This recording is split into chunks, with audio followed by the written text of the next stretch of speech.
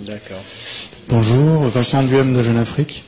Est-ce que le gouvernement pourrait un petit peu plus expliciter sa décision de mettre sous tutelle la commune du Plateau?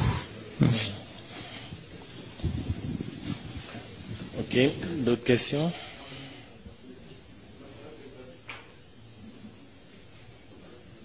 D'autres questions, non? Bon, écoutez, la mise sous tutelle, c'est pas une mesure exceptionnelle. Cette décision n'est pas une mesure exceptionnelle. Nous l'appelons précisément, c'est l'installation d'une délégation spéciale. C'est une mesure qui est prévue par la loi 1128 du 13 décembre 2012, précisément en son article 43.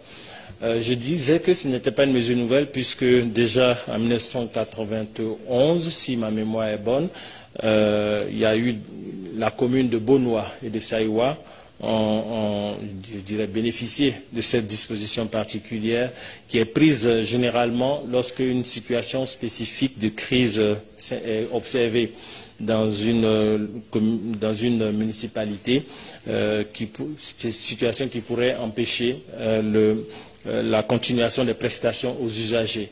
C'est ainsi que cette disposition est rapidement activée.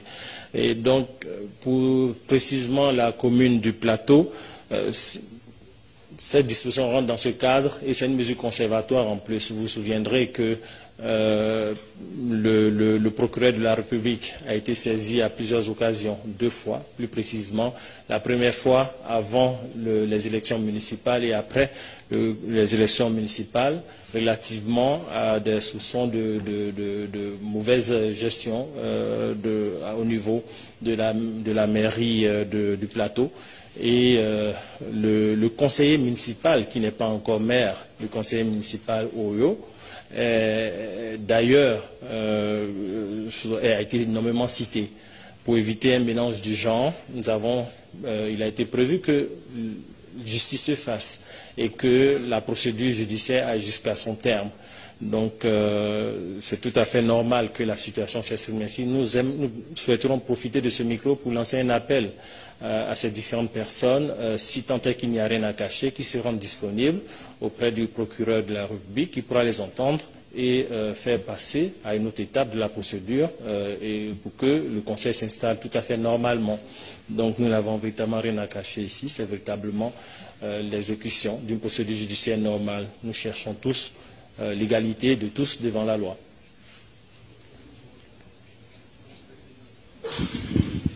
Oui, pour poursuivre sur la question, il y a bien une présomption d'innocence en Côte d'Ivoire. Donc comment on peut dire que le maire élu, on ne l'installe pas parce qu'il y a eu des plaintes, qui seraient des plaintes contre X d'ailleurs, selon mes informations, et pas des plaintes nominales?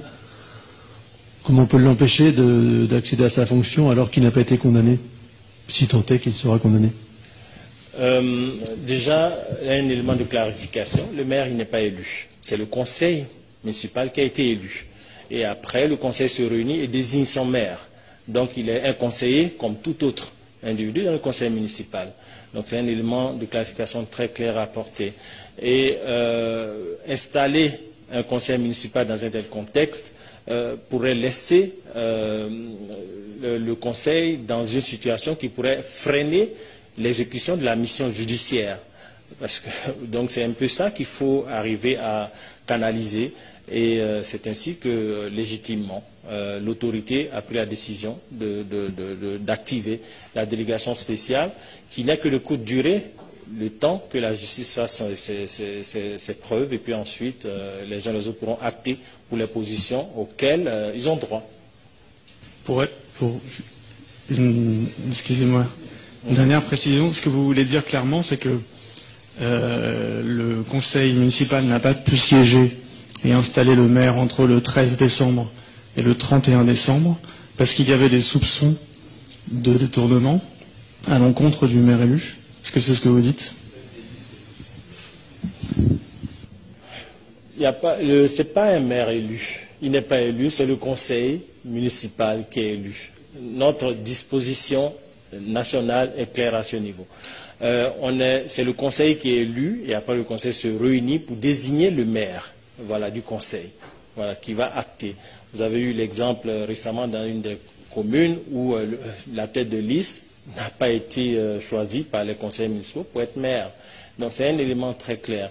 Et nous tous nous clamons le désir d'avoir la justice qui a jusqu'à son terme.